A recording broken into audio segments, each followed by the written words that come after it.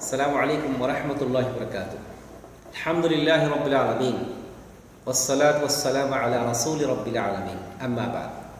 সুপ্রিয় দিনী বন্ধুগণ, জিলহজ মাসের প্রথম দশক হচ্ছে বছরের সেরা দিন।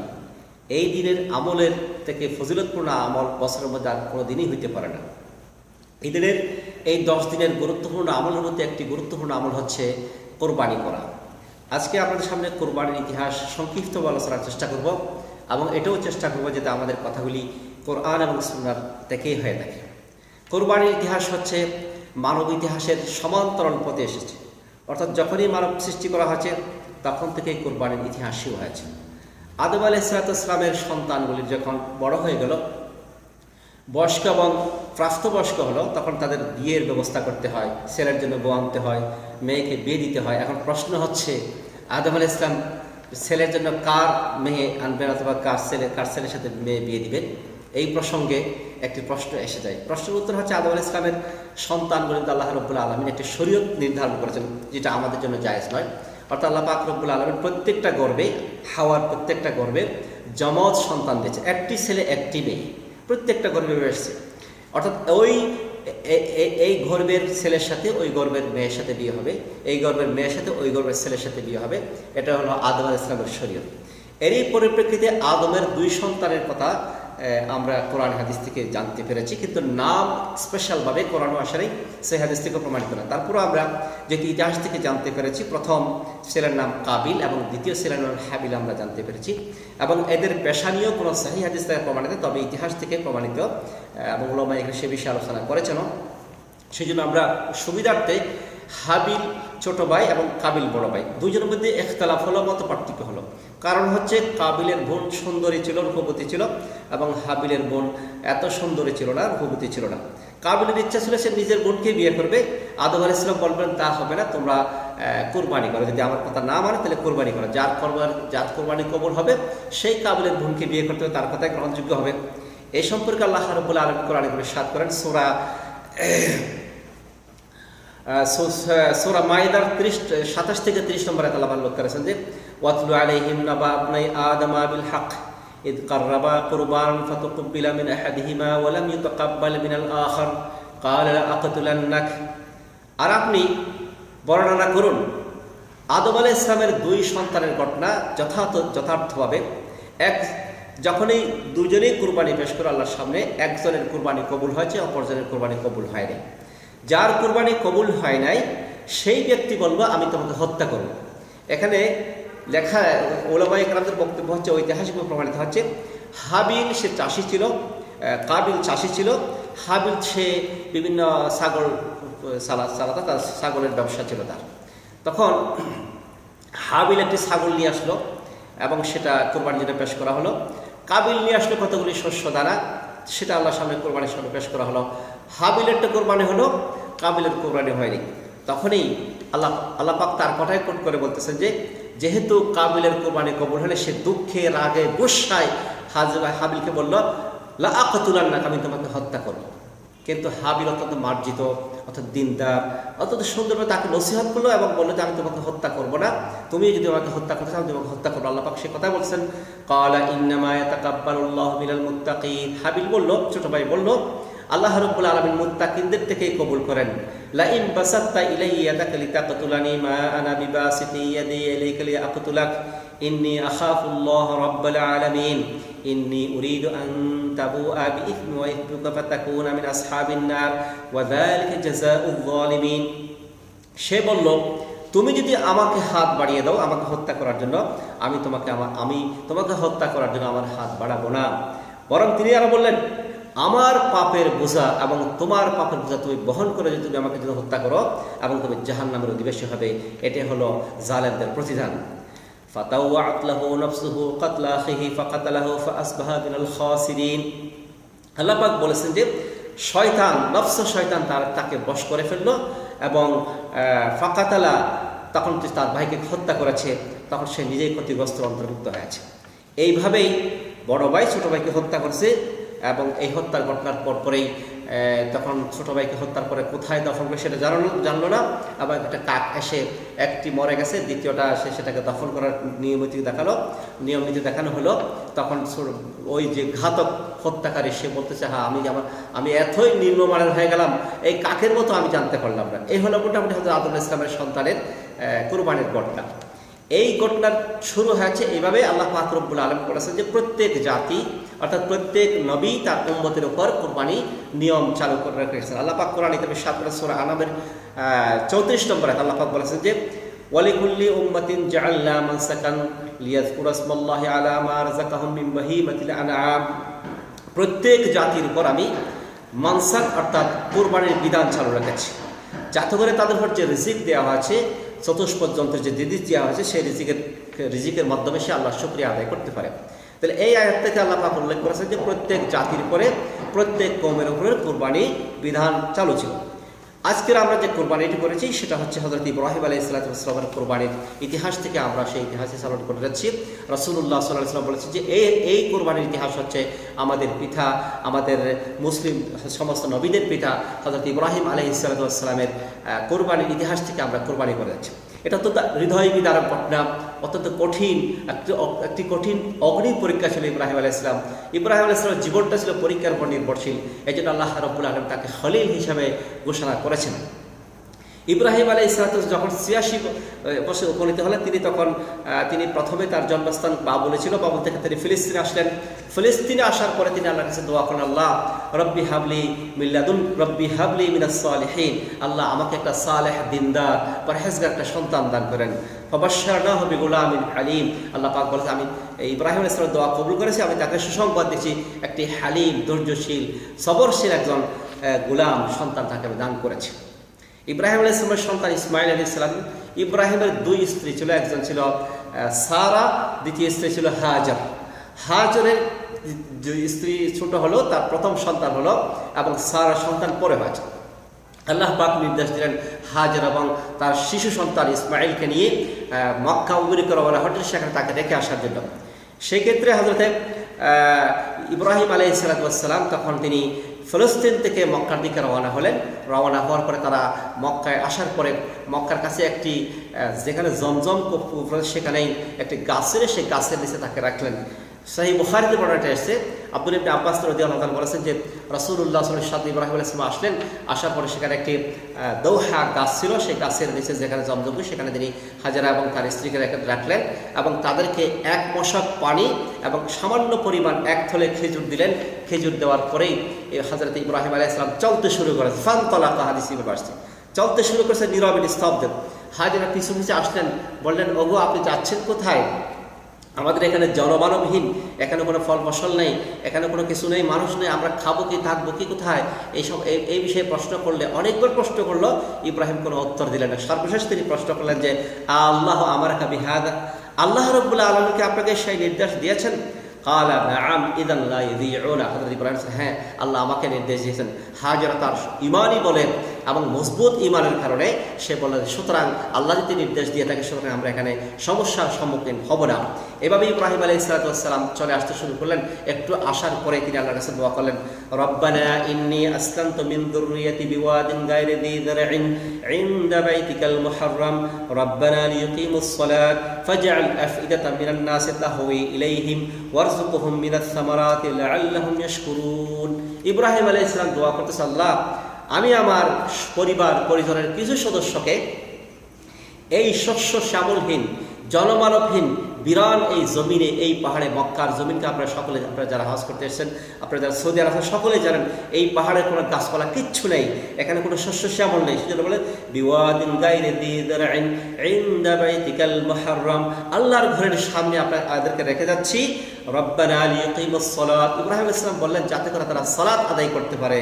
এরপরে তিনি আল্লাহর কাছে দোয়া করলেন, ফাজআল আফইদাতাম মিনান নাসি তাহওয়ি ইলাইহিম, আল্লাহ মানুষের অন্তরটাকে এদের দিকে ঝুঁকিয়ে দিন, মানুষের মনকে এদের প্রতি আকর্ষণ সৃষ্টি করেন, যাতে করে এই এলাকায় মানুষ বসবাস করতে পারে, তারা একটু সহযোগিতা পেয়ে যায়। এই জন্য তিনি আল্লাহর কাছে দোয়া করছেন। আরো বললেন, ওয়ারযুকহুম মিনাস সামারাতি লাআল্লাহুম ইয়াশকুরুন, আয় আল্লাহ এদেরকে রিজিকের ব্যবস্থা করে দেন, বিভিন্ন ফল ফ্রুটের ব্যবস্থা করে দেন, ফল ফলের ব্যবস্থা, যাতে করে আল্লাহ শুকরিয়া আদায় করতে পারে। ইব্রাহিম আলাইহিস সালাম যেভাবে দোয়া করেছেন সেভাবে আল্লাহ পাক দোয়া কবুল করেছেন। ইসমাইল আলাইহিস সালাম যখন এই বড় হলেন তখন কবিলে জোরহাম, এই অবস্থায় কবিলে একটি জোরহাম এমন থেকে আসলে সেখানে বসবাস করতে শুরু করেছে। ইব্রাহিম আলাইহিস সালাম যখন চলে গেলেন, চলে যাওয়ার পরে হাজেরার কাছে যে পানিটা ছিল সামান্য পানি এবং সামান্য খেজুর, কিছু কয়েক ঘন্টা পরে অথবা কিছুক্ষণ পরেই সেই পানি শেষ হয়ে গেল, খেজুর শেষ হয়ে গেল। এখন তিনি যে পদার্থ নিজেই পিপাসার্থ, দৌড়তে দৌড়তে চিৎকার করতেছে, শিশুটা ছটফট করতেছে, অবশেষে কান্নাকাটি করতেছে। তারা চিন্তা করে দেখেন কত বড় শক্তিশালী ইমান ইব্রাহিম আলাইহিস সালামকে আল্লাহ পাক পরীক্ষা করলে তিনি পরীক্ষায় পাশ করলেন। ছোট্ট শিশু একেবারে অবুঝ একজন মহিলাকে, একেবারে নিঃস্ব একজন মহিলাকে এই বিরান অঞ্চলে রেখে গেলেন, আল্লাহর উপর ভরসা করে তাওয়াক্কুল করে রেখে গেলেন। তখনই হযরত হাজেরা আলাইহিস সালাম ওই জমজমের কূপ থেকে একটু সামান্য একটু আগেই একটি পাহাড় রয়েছে ডান দিকে, সেই পাহাড়ের নাম হচ্ছে সাফা। সাফা পাহাড়ের উপরে টিলার উপরে উঠলেন, দেখলেন সেখানে কোনো পানি পাওয়া যায় কিনা। চতুর্দিকে দেখলেন কোনো মানুষের সন্তান পাওয়া যাচ্ছে না, কোনো পানি দেখা যাচ্ছে না। আবার দৌড়ে দৌড়ে মরুয়াতে আসলেন, সেখানেও কোনো টিলাতে উঠলেন, সেখানেও কোনো পানির সন্তান পাওয়া যাচ্ছে না। কোরআনে কারিমে এই দুটি পাহাড়ের কথা আল্লাহ পাক উল্লেখ করেছেন, ইন্নাস সাফা ওয়াল মারওয়াতা মিন শাআইরিল্লাহ। সাফা এবং মারওয়া আল্লাহ পাকের নিদর্শন সমূহের একটি নিদর্শন। এই দুটি পাহাড় থেকে একবার এখানে গেলেন, আরেকবার 7 বার চক্কর দিয়েছেন, 7 বার দৌড় দিয়েছেন। এই 7 বার দৌড় দেওয়াকে আল্লাহ পাক এত বেশি পছন্দ করেছেন যে সমস্ত উম্মতের জন্য, কিয়ামত পর্যন্ত যারা উম্মত আসবে প্রত্যেকের জন্য এটা হজ উমরা করার জন্য ফরজ করে দিয়েছেন। এটা আল্লাহ পাক জাগরুক করেছেন, তার স্মৃতিকে সুন্দর করে আল্লাহ পাক জাগরুক করে রেখেছেন যাতে করে মানুষ এটা স্মরণ করতে পারে। হাজেরার সেই দৌড়াকে আল্লাহ পাক পছন্দ করেছেন। দৌড়তে দৌড়তে হঠাৎ তিনি একটি আওয়াজ শুনতে পেলেন। আওয়াজ শোনার পরে বলেছে, তোমার কি আওয়াজ শুনে তুমি কোনো কল্যাণ রয়েছে কিনা? তখন দেখা গেল যে ইসমাইল আলাইহিস সালাম সেদিকে যেখানে আসে সেখানে একটা ফেরেশতা আসলেন, জিবরিল ফেরেশতা আসলেন। জিবরিল ফেরেশতা তার নিজের গোড়ালি থেকে অথবা ইসমাইলের গোড়ালি থেকে পানি একেবারে, যখন পানির পা মারলে সাথে সাথে সেখান থেকে পানি বের হচ্ছে। দৌড়ে দিয়ে হাজরা আসলেন, আসার পরে সেখানে দেখলেন চতুর্দিকে পানি বের হচ্ছে। তিনি নিজে পান করলেন, শিশুপুত্রকে পান করালেন এবং পিপাসার্থকে একেবারে তৃষ্ণা নিবারণ করার পরেই তিনি চতুর্দিক থেকে যে পাথরগুলো আছে পাথরগুলি তিনি একেবারে বন্ধ করে দিলেন যাতে করে পানি সরে না যায়। রাসূলুল্লাহ সাল্লাল্লাহু আলাইহি ওয়াসাল্লাম বলেন, রাহিমাল্লাহু হাজারকে আল্লাহ রহম করুক, সে যদি প্রথম দিকে বাদ না দিল তাহলে একটা বিশাল একটা হ্রদে পরিণত হতো, বিশাল একটা সাগরের মতো পরিণত হতো, পানি আর পানি হয়ে যেত। এভাবে তিনি করেছেন। এইভাবে হযরত হাজেরা আলাইহিস সালাম ইসমাইল সেখানে বসবাস করতে শুরু করলেন, অবস্থান করলেন। ইব্রাহিম আলাইহিস সালাম চলে গেলেন, আর আসেন নাই। ইব্রাহিম আলাইহিস সালাম মক্কাতে কয়বার আসলেন, সেখানে একবার সে শিশু সন্তানকে দিয়ে আসলেন, দ্বিতীয়বার তিনি আবার আসলেন। ইসমাইল আলাইহিস সালাম যখন একটু বড় হয়ে গেল, একটু হাঁটাচলাফেরা করতে পারেন, তখন তিনি বড় হয়ে গেলেন। হযরত ইব্রাহিম আলাইহিস সালাম স্বপ্নে দেখলেন যে আল্লাহ পাক তাকে বলে, তোমার সবচেয়ে প্রিয় জিনিসটাকে কুরবানি করো, তোমার সবচেয়ে প্রিয় জিনিসটাকে কুরবানি করো। সর্বশেষ তিনি বুঝতে পেরেছেন যে আমার প্রিয় জিনিস হচ্ছে একমাত্র ইসমাইল আলাইহিস সালাম। কেন প্রিয় হবে না? ইসমাইল আলাইহিস সালাম ছিলেন ইব্রাহিম আলাইহিস সালাম একমাত্র প্রথম সন্তান। ৮৬ বছর পূর্বে, ৮৬ বছর পর বৃদ্ধ বয়সে একটি সন্তান কত আদরের পথে। আল্লাহ পাকের কাছে তিনি দোয়া করেছিলেন, রব্বি হাবলি মিনাস সালিহিন, আয় আল্লাহ আমাকে একটা সালেহ, দিনদার, পরহেজগার একটা সন্তান দান করেন। এবং তিনি আল্লাহ পাক রব্বুল আলামিন, আল্লাহ পাক সেই দোয়া কবুল করেছেন, তাকে একটি সন্তান দান করেছেন যার পরিচয় হচ্ছে গোলাম হালিম হিসেবে। তাহলে এত আদরের, এত মোহাব্বত, এত ভালোবাসা ইব্রাহিম আলাইহিস সালাম আবার পরীক্ষা পেলেন। ইব্রাহিম আলাইহিস জীবনটা পরীক্ষা ছিল। তিনি জীবনের সূচনা লগ্নে যখন দাওয়াত শুরু করে তাকে আগ্রহে নিক্ষেপ করা হয়েছে, তিনি সেই পরীক্ষা শতভাগ পাশ করেছেন। একইভাবে তাকে ছেলে সন্তানকে রেখে আসতে বলা হয়েছে, সেখানে পাশ করেন। তার স্ত্রীকে এক বাদশাহ হাইজাক করে নিয়ে গেছিল, সেখানেও তিনি পাশ করেছেন। প্রত্যেকটা পরীক্ষায় পাশ করেছেন। এবার একটা কঠিন পরীক্ষা। এই কঠিন পরীক্ষা এই কারণে যে আগে তো তিনি নিজেকে কুরবানি করার জন্য উৎসর্গ করেছিলেন, এখন বলা হচ্ছে নিজের কলিজার টুকরা, নিজের কলিজার নয়নের পুত্রী সন্তানকে কুরবানি করবেন, উৎসর্গ করবেন। সেটা কঠিন ব্যাপার, কারণ আল্লাহ পাক তাকে পরীক্ষা করতেছেন যে তিনি তার ছেলের মহাব্বতে ভালোবাসায় কাবু হয়ে গেছেন নাকি আল্লাহর ভালোবাসারও আছে। যার দিলে আল্লাহর ভালোবাসা থাকবে সেখানে পৃথিবীর আর ভালোবাসা থাকতে পারবে না। সেটা পরীক্ষা করে আল্লাহ রাব্বুল আলামিন ইব্রাহিম আলাইহিস সালামকে স্বপ্নে দেখালেন যে তোমার সবচেয়ে প্রিয় জিনিসকে তুমি কোরবানি করো। ইব্রাহিম আলাইহিস সালাম আসলেন, আসার পরে ইসমাইলকে নিয়ে যাচ্ছেন। নিয়ে যাওয়ার পরে সেখানে কোরবানির জন্য তাকে নিয়ে যাবেন। এই পর্যায়ে নিয়ে যাওয়ার সময় যখন একেবারে কাছাকাছি আসলো, তখন ইব্রাহিম আলাইহিস সালাম ইসমাইলকে পরীক্ষা করতেন, প্রশ্ন করতেন, ইসমাইল আমি স্বপ্ন দেখেছি যে তোমাকে আমি জবাহ করতেছি। ইসমাইল আলাইহিস সালাম ঠিক যেমন পিতা তেমন সন্তান তেমন মা, কি অসাধারণ একটি ফ্যামিলি আল্লাহ পাক তাদেরকে দিয়েছেন। সন্তান বলে যে আমি অবশ্যই সবর এবং ধৈর্য ধারণ করব এবং আপনার আল্লাহর হুকুম পালন করে থাকেন। আল্লাহ পাক সে সম্পর্কেই সূরা সাফফাতের 109 থেকে প্রায় 102 পর্যন্ত আয়াতের মধ্যে বিস্তারিত আলোচনা করেছেন। আল্লাহ পাক বলেন, ফালাম্মা বালাগা মা'হু সা'য়া ক্বালা ইয়া বুনাই ইন্নী আরা ফিল মানামি আন্নী আযবাহুক ফানজুর মাযা তারা। ফালাম্মা বালাগা মা'হু সা'য়া, আল্লাহ পাক বলেছেন যে ইসমাইল আলাইহিস সালাম যখন সাই অর্থাৎ হাঁটতে শুরু করেছে, চলাফেরা করতে শুরু করেছে, অনেকে বলছে 10 থেকে 11, 12, 13 বছরের বয়স হতে পারে, যে সময় সন্তান বাবাকে একটু সাহায্য করতে পারে বা বয়সটা হাঁটে হেঁটে যায়, অত্যন্ত ভালোবাসা মায়া মমতা সন্তানের মধ্যে তখনই শুরু হয়।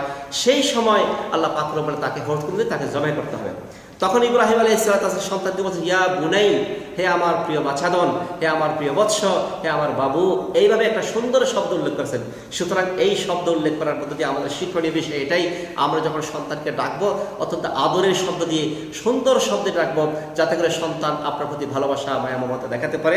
আপনিও সন্তানের প্রতি সম্মান প্রদর্শন করেছেন এবং তাকে মায়ামত দেখেছেন। বলেন, ইয়া বুনাই, হে বাছাধন, হে আমার প্রিয় বৎস, হে আমার প্রিয় সন্তান, ইন্নী আরা ফিল মানাম, আমি স্বপ্নে দেখেছি, আন্নী আসবাহুকা ফানজুর মাযা তারা, আমি স্বপ্নে দেখলাম তোমাকে আমি জবাহ করতেছি। আল্লাহর নির্দেশ আসছে। নবীদের পয়গম্বরদের যে সমস্ত স্বপ্ন হয়, স্বপ্নগুলি বাস্তবাই স্বপ্ন, এখানে কোনো শয়তান তাকে ওয়াসওয়াসা দিতে পারে না, সেটা ওয়াহির মতো। এই জন্য নবীদের স্বপ্ন ওয়াহি। রাসূলুল্লাহ সাল্লাল্লাহু আলাইহি ওয়াসাল্লাম অনেক সূরা নাযিল হয়েছে স্বপ্নের মধ্য দিয়ে। ইন্নী আসবাহুকা ফানজুর মাযা তারা, এখন ফিতা ডাকে বলে যে তোমাকে হত্যা করবো, আল্লাহর নির্দেশ বলে তো তোমার অভিমত কি, তোমার রায় কি, তোমার ওপিনিয়ন কি, যে আমি তোমাকে হত্যা করতে চাই, তোমাকে জবাহ করতে চাই আল্লাহর নির্দেশে। তখন ইসমাইল আলাইহিস সালাম 10 বছরের ছেলে, আমরা যদি আমাদের এই সন্তান যদি হয় তাহলে আমরা করবো কি, এই বাবা তুমি কি আমাকে কেন হত্যা করবে, আমি তো তোমাকে চুরি করেছি, ডাকাতি করেছি, দৌড় দিয়ে ওর দিকে চলে যাবে। কিন্তু এই শিশু কি বলল? শিশু বলল, ইয়া আবাতি ফাআল মা তুমার, শিশু বলল যে আব্বাজান ইফআল মা তুমার, আল্লাহ যে নির্দেশ দিয়েছেন সেটা আপনি পালন করুন। মা তুমার অর্থাৎ আল্লাহর পক্ষ থেকে যতগুলি নির্দেশ হতে পারে সেটা আপনি পালন, আমাকে জবাহ করেন, আমাকে হত্যা করেন, আমাকে টুকরো টুকরো করেন, এটা আমার কোনো অসুবিধা নাই, কারণ আল্লাহর হুকুমের সামনে আমরা কোনো কিছুই প্রতিবাদ করতে পারি না। এখানে ইসমাইল কখনো প্রতিবাদ করে নাই, হাজেরা কখনো প্রতিবাদ করে নাই। ইব্রাহিম আলাইহিস সালাম একথা আল্লাহর কাছে বলে, আল্লাহ আমার এই শিশু সন্তান তো কোনো দোষ করে নাই, অপরাধ করে নাই, তাকে কেন হত্যা করতে বলতেছেন সে কথা তারা বলে নাই, বরং তারা সরাসরি আল্লাহর কাছে আত্মসমর্পণ করেছে। ইফআল মা তুমার সাতাজিদুনি ইনশাআল্লাহু মিনাস সাবিরিন, তিনি বললেন আমাকে ধৈর্যশীলদের অন্তর্ভুক্ত হবে, অর্থাৎ আমি ধৈর্যশীল হয়ে যাব। এই শব্দ সুন্দরভাবে তিনি উল্লেখ করেছেন যে আমি শুধু একক ধৈর্যশীল ছিলাম, বরং ইতিপূর্বে অনেকেই ধৈর্যশীল ছিলেন, অনেক নবী রাসূল চলে গেছে, প্রত্যেকেই ধৈর্যশীল ছিলেন, বলে যে আমিও সেই ধৈর্যশীলদের অন্তর্ভুক্ত হয়ে যাব। এভাবে ইব্রাহিম আলাইহিস সালাম ইসমাইলকে নিয়ে আসতেছেন। আসার সময় বিভিন্ন রাওয়ায়াতে কথা রয়েছে যে মক্কা থেকে মদিনা আসায় মিনা যাচ্ছেন, তিনি মাঝখানে শয়তান 3 বার ধোঁকা দিয়েছে, 3 বার তাকে প্রতিহত করার চেষ্টা করেছে। তখন ইব্রাহিম আলাইহিস সালাম 60টি পাথর মেরেছেন প্রত্যেক জায়গায়, যেটাকে আমরা যেমন সুগরা কুবরা উস্তা বলি, ছোট বড় মাঝারি, এই 3টা সে জায়গায় 60টি পাথর মেরেছে। সেটাকেই আজকে হাজির জন্য জাগরুক করে রাখা হয়েছে, স্মৃতিস্বরূপ রাখা হয়েছে, তারাও সেভাবে করে থাকে ইব্রাহিম আলাইহিস সালামের সে কারণ থেকে। ইব্রাহিম আলাইহিস সালাম ইসমাইল আলাইহিস সালাম দুজনেই আসলেন, আসার পরে মিনা প্রান্তে পৌঁছেন। মক্কা থেকে মিনা প্রায় 9 মাইল দূরত্ব রয়েছে, সেখানে তিনি হাঁটে হাঁটে আসলেন। আসার পরে তারা ইসমাইলকে একবার উপর করে শোয়ালেন, একবার ধারালো ছুরি দিয়ে তাকে জবাই করার জন্য প্রস্তুতি গ্রহণ করতেছেন। সেই সময়ের কথা আল্লাহ পাক কোরআনে কোট করে বলতেছেন, ফালাম্মা আসলামা ওয়া তাল্লাহু লিল জাবিন, ফালাম্মা আসলামা উভয়ে যখন আত্মসমর্পণ করেছে, আসলামা আত্মসমর্পণ করা। একজন ইসলাম শব্দের অর্থ শান্তি নয়, বরং ইসলাম শব্দের অর্থ আত্মসমর্পণ। এই আয়াত থেকেই সূরা আস-সাফফাতের আয়াত থেকে বোঝা যায়। ফালাম্মা আসলামা ওয়া তাল্লাহু লিল জাবিন, যখনই উভয়ে আত্মসমর্পণ করেছে এবং তাকে উপর করে শোয়ানো হয়েছে, অর্থাৎ মাথা নিচে করে, ওয়ানাদাইনাহু আইয়া ইব্রাহিম, সাথে সাথে আল্লাহ রাব্বুল আলামিন সুসংবাদ দিলেন, ইব্রাহিমকে ডাক দিলেন। আল্লাহ পাক এটাই পরীক্ষা করছিলেন ইব্রাহিম অন্তর কি ছেলের প্রতি মহাব্বত ভালোবাসা ভরপুর হয়ে গেছে না আল্লাহর ভালোবাসায় পরিপূর্ণ রয়েছে। এই কথা যখন ইব্রাহিম পাশ করলো, আল্লাহ পাকের হুকুম আসলো, নির্দেশ আসলো, একটি আওয়াজ আসলো, আইয়া ইব্রাহিম, হে ইব্রাহিম, কাদ সাদ্দাকতার রুইয়া ইন্না কাযালিকা নাজজিল মুহসিনিন, হে ইব্রাহিম আপনি আপনার স্বপ্নকে বাস্তবায়ন করেছেন, আমি এভাবে মুহসিনিন যারা ইহসানকারী আছে আমি তাদেরকে সেভাবেই প্রতিদান দিয়ে থাকি। ইন্না হাযা লাহুয়াল বালাউল মুবিন, এটা একটা কঠিন সুস্পষ্ট পরীক্ষা ছিল, একটা কঠিন পরীক্ষা ছিল। এই পরীক্ষাতে তুমি পাশ করেছো, এই পরীক্ষা আপনি পাশ করেছেন। ওয়াফাদাইনাহু বিযবহিন আযীম, আমরা তার পূর্বে একটি মহান জবাহ অর্থাৎ মূল্যবান জবাহ অর্থাৎ একটি দুম্বা ইসবা হযরত জিবরাইল আলাইহিস সালামের মাধ্যমে পাঠিয়ে দিলেন। একটি সুন্দর তরুজার দুব্বা পাঠিয়ে দিলেন। ইসমাইলের পরিবর্তে দুব্বাকে জবাই করা হলো। ইসমাইলের গর্দানে অনেক ভার ছুরি চালানো হচ্ছে, কিন্তু সেই ছুরি কাজ করতেছে না, কারণ আল্লাহর হুকুমেই সেটা পালন করছে। যেভাবে ইব্রাহিম আলাইহিস সালাম যখনই অগ্নিতে নিক্ষেপ করা হলো, তার ঈমানের বদলতে সেই আগুন তাকে জ্বালাতে পারে নাই। মুসা আলাইহিস সালামকে যেভাবে তিনি যখন সাগরের মধ্যে লাঠি মারলেন, পার হয়ে গেলে সেই পানিটাকে ডুবেই মারল না, বরং মুসা আলাইহিস সালামের মাঝখানে রাস্তা হয়ে গেল। এভাবে ইউসুফ আলাইহিস সালাম, ইউনূস আলাইহিস সালাম, প্রত্যেক নবীদেরকে দেখা যায় তারা যখন ঈমানের পরীক্ষা পাশ করে যায়, তখন দুনিয়াবি যে সমস্ত অবস্থাগুলো রয়েছে সেখানে তাদের জন্য মুজিজা হয়ে যায়, তাদের জন্য সহযোগী হয়ে যায়, কঠিনভাবে তাদের যে শাস্তি প্রয়োগ করা হয় না। এভাবে ইসমাইল আলাইহিস সালাম ছুরি লাগানো হচ্ছিল, সেই ছুরি ছড়ে না, সেই গর্দান কাটে না, বরং আল্লাহর পক্ষ থেকে একটা দুম্বা নিয়ে আসলো, সেই দুম্বাই জবাই করা হলো। তখন আল্লাহ পাক বলেন যে ওয়াতারাকনা আলাইহি ফিল আখিরিন, ইব্রাহিম আলাইহিস সালামের যেই কোরবানি ছিল, এটা পরবর্তী প্রজন্মের জন্য সেটা সুন্নাত এবং নিয়ম হয়েছে আসলো। এটাই আল্লাহ পাক রব্বুল কোরআনে কারীমে বলেছেন। আজকে আমরা যে কোরবানি করি সেটা হলো এটি হলো কোরবানির ইতিহাস। কি চমৎকার ইতিহাস, কি কঠিন পরীক্ষা, কি ইমানি পরীক্ষা। এই পরীক্ষা থেকে আমরা এটা শিক্ষা নিতে পারি যে ইব্রাহিম আলাইহিস সালাম কত মজবুত, কত হিমালয় পরিমাণ ইমানের মজবুত ইমান তার ছিল। সেই ইমানের পরীক্ষা তিনি পাশ করেছিলেন। আল্লাহ রাব্বুল আলামিন তাকে স্বপ্নে দেখিয়েছেন, সরাসরি বলেন না, যাতে করে তিনি পালন করেন সেটা বোঝার জন্য তিনি সাথে সাথে সেটা পালন করেছেন। এবং আমাদেরকে স্মরণ রাখতে হবে ইব্রাহিম আলাইহিস সালামের এই কিস্সার মধ্য দিয়ে আমরা মনে রাখতে পারবো যে কিভাবে আল্লাহর মহব্বত, কিভাবে আল্লাহর ভালোবাসা সবার কাছে রয়েছে। আপনার ছেলে সন্তান, আপনার আত্মীয় স্বজন, দুনিয়ার কোনো ভালোবাসা আল্লাহর সামনে থাকতে পারবে না। আজকে আমরা ব্যবসা করি, বাণিজ্য করি, অনেক সময় চুরি ডাকাতি করি, অনেক সময় অন্যের জমিন পর্যন্ত আমরা কেড়ে নিচ্ছি। কার জন্য করতেছি? আল্লাহকে ভয় হয় না, আল্লাহর ভালোবাসা আপনার অন্তরে নাই। যদি আল্লাহর ভালোবাসা হয়ে থাকে তাহলে এটা আপনি কখনোই করতে পারেন না। ইব্রাহিম আলাইহিস সালামের ঘটনা থেকে আমরা সেই শিক্ষা অর্জন করতে পারি। এইভাবে আল্লাহর মহাব্বত, যখন দুনিয়ার মহাব্বত, মানুষের মহাব্বত একত্রিত হয়ে যায়, আল্লাহর মহাব্বত সবচেয়ে অগ্রাধিকার দিতে হবে, সেটা ইব্রাহিমের কিস্সা থেকে আমরা জানতে পেরেছি। ইব্রাহিম আলাইহিস সালামের পরিবারটা কত চমৎকার ছিল। ইব্রাহিম আলাইহিস সালামের ছেলে ইসমাইল কত ইমানদার। ইব্রাহিম আলাইহিস স্ত্রী হাজার আলাইহিস সালাম, তিনি কত ইমানদার ছিলেন। তার নাম হাজার। তিনি কত ইমানদার ছিলেন, কত মজবুত ইমানের অধিকার ছিলেন। তাকে একেবারে বিরাট নবীতে ফেলে যাচ্ছে, তিনি কোনো প্রতিবাদ করে নেই। ছেলেকে যুবকেরা নিয়ে যাচ্ছে, তিনিও প্রতিবাদ করে নেন। তাদের সকলে একমাত্র উদ্দেশ্য ছিল আল্লাহর সন্তুষ্টি অর্জন করা। সেভাবে আমরা আল্লাহর সন্তুষ্টি অর্জন করতে পারবো। এই জন্য বন্ধুগণ, যারা আমরা কুরবানি করি, আল্লাহ পাক বলেন লা ইয়ানালুল্লাহু লুহুমুহা ওয়ালা দিমাউহা ওয়ালাকিন ইয়ানালুহুত তাকওয়া মিনকুম। আল্লাহর কাছে রক্ত পৌঁছে না, আল্লাহর কাছে গোশত পৌঁছে না, আল্লাহর কাছে তোমাদের মনের অবস্থাটা পৌঁছে। সুতরাং আপনি কোরবানি করবেন টাকার জন্য, পয়সার জন্য, দেখানোর জন্য নয়, বরং আল্লাহর সন্তুষ্টি অর্জন করতে হবে। তাহলে আপনি কামিয়াব এবং সফল হতে পারবেন। আপনাকে, আমাকে, সকলকে ইব্রাহিম আলাইহিস সালামের মজবুত ইমানদার হতে হবে, ইসমাইলের মতো ইমানদার হতে হবে। শিশু যারা আমরা যারা এখনো যাদের বাবা রয়েছে, যাদের মা রয়েছে, এই ইসমাইলের মতো সন্তান ভাইবা আপনাদেরকে হতে হবে। কারণ যদি ইসমাইলের মতো হতে পারে তাহলে প্রকৃতি ইমানদার। ইসমাইল একথা বলা নেই ইব্রাহিমকে, হে আব্বাজান, আমি তো দোষ করে নেই, আমি তো চুরি করে নেই, আমি তো ডাকাতি করে নেই, আমি তো কোনো অপরাধ করে নেই, আমাকে কেন জবাই করবেন? বরং তিনি বললেন যে আমাকে আপনি ধৈর্যশীলদের অন্তর্ভুক্ত হয়ে যাবেন। সেইভাবে সন্তান যারা হয়েছে তাদেরকে অবশ্যই পিতামাতার আনুগত্য করতে হবে। এখন পিতামাতা যারা রয়েছে তাদেরকে অবশ্যই চিন্তা করতে হবে, সন্তানকে লালন পালন করতে হবে ইমানের ভিত্তিতে, শরীয়তের ভিত্তিতে, ইমানের ভিত্তিতে। এবং আরেকটি বিষয় মনে রাখতে হবে, মা হাজরা, তার মায়ের হাজরাও অত্যন্ত অসামান্য অবদান ছিল এই কাজের সফলতার ক্ষেত্রে। এই জন্য কবি নজরুল ইসলাম বলতেন, মা হাজরা হোক মায়েরা সব, জবিহুল্লাহ হোক ছেলেরা সব।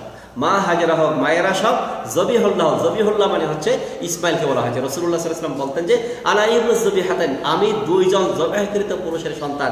অর্থাৎ ইসমাইলের বংশ থেকে রাসূলুল্লাহ সাল্লাল্লাহু আলাইহি ওয়াসাল্লাম হয়েছে। ইসমাইল ঠিক একইভাবে আব্দুল্লাহকে জবাই করার হুকুম করা হয়েছিল একটি বিশাল লম্বা ঘটনার ভিত্তিতে। এই জন্য আব্দুল্লাহ এবং ইসমাইল আলাইহিস সালামের কারণেই বলা হচ্ছে আনা ইবনু জবিহাইন, দুইজন জবাহকৃত মানুষের সন্তান।